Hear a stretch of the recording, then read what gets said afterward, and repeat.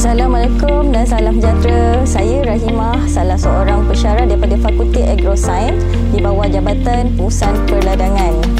Bidang pengajaran saya adalah sains tanah dan juga pengurusan tanah. Selain daripada bidang pengajaran saya adalah sains tanah dan juga pengurusan tanah, saya juga mengajar dalam bidang tanaman industri, sawit dan juga getah. Saya mengajar dalam subjek sains dan juga pengurusan tanah. Apa yang anda semua akan belajar tentang sains dan juga pengurusan tanah adalah berkaitan tentang tanah dan kaitannya dengan tanaman. Tanah ni semua orang anggap benda yang dipijak oleh kaki. Kadang-kadang terlepas pandang sebenarnya tanah ni adalah satu asas yang penting untuk sumber makanan. Bagi penanaman yang menghasilkan tanaman, menggunakan tanah untuk dapatkan sumber. Tanah ni penting untuk kehidupan kita, bukan setakat untuk membekalkan semua makanan melalui tanaman tumbuh-tumbuhan, tapi juga tanpa tanah kita tak dapat nak bina rumah kita. Betul tak? Kemudian saya nak beritahulah, kadang-kadang seorang pengusaha pertanian pun terlepas pandang berkenaan tentang tanah. Mereka seronok untuk tanam, tapi ada perkara yang penting tentang tanah, terutama sekali tentang pH tanah. pH tanah dia ada kaitan tentang pengambilan nutrien oleh tumbuh-tumbuhan. Adalah baik untuk mengenal pasti dulu keadaan pH tanah supaya apabila membuat pembajaan, baja itu adalah berkesan untuk tanaman dan tumbuh-tumbuhan yang ditanam mendapat nutrien yang mencukupi. Jadi kita tak adalah rasa membaja tak cukup. Tidak. Tapi tengok dulu keadaan pH tanah. Jadi langkah pertama untuk memastikan pertumbuhan pokok adalah baik adalah dengan memastikan pH tanah dalam keadaan stabil dan sesuai untuk pertumbuhan pokok. Kalau pertumbuhan pokok terbantut, dia adalah bukan setakat disebabkan oleh pengurusan yang diamalkan di ladang, tapi juga disebabkan oleh berpunca daripada tanah. Tanah ni bukan setakat pH saja, tapi kita boleh tahu tentang keadaan fizikal tanah. Sifat fizikal tanah adalah seperti tekstur tanah, warna tanah, pengudaraan tanah, air di dalam tanah. Semua tu membantu dalam pembesaran tumbuh-tumbuhan. Tekstur tanah dia ada kaitan dengan pengudaraan tanah dan juga simpanan air. Pokok ni kalau nak jalankan proses fotosintesis perlukan cukup air. Jadi rongga yang ada dekat dalam tanah tersimpannya air untuk pertumbuhan pokok. Tapi jangan pastikan rongga dekat dalam tanah tidaklah dipenuhi oleh air, sebab pokok pun perlu bernafas. Jadi pengudaraan juga perlu untuk pertumbuhan pokok. Sifat fizikal bukan setakat saja memberi kesan terhadap pertumbuhan, tapi sifat kimia juga memberi kesan terhadap pertumbuhan pokok.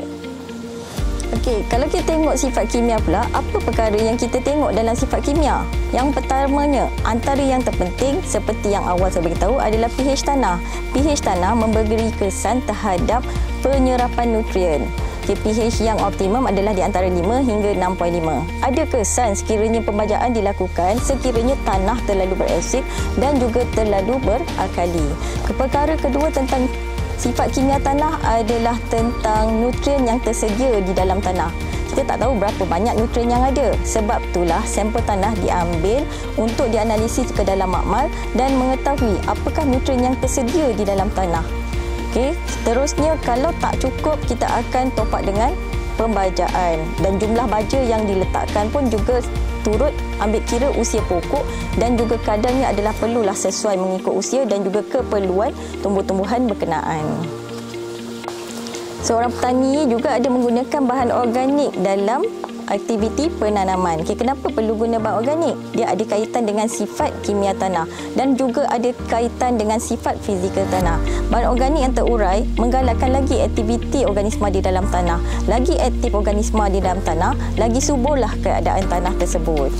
Jadi pentingnya tanah ni sangat luas benda yang kita boleh nampak.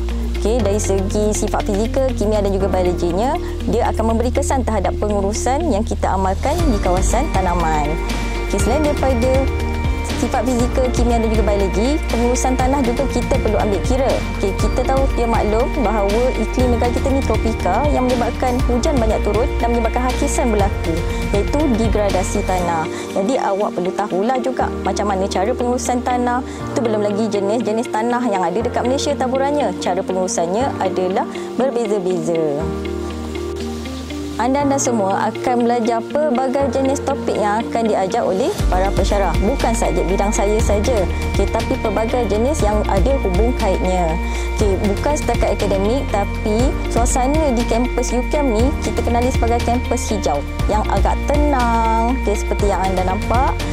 Tenang dan aman dan tidak bercelaru dengan keadaan yang sempit dan juga sesak. Keadaan kelas yang kondusif juga agak sesuai dengan pelajar.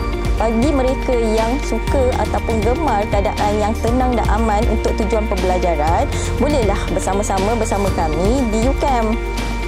Fasiliti di sini juga lengkap untuk pembelajaran. Mana-mana pelajar ingin belajar sini, kita dapat ada komputer, makmal dan tempat amali ladang. Jadi ini sesuai untuk tujuan pembelajaran di kampus UCAM. Apa tunggu lagi? Jom study at UCAM.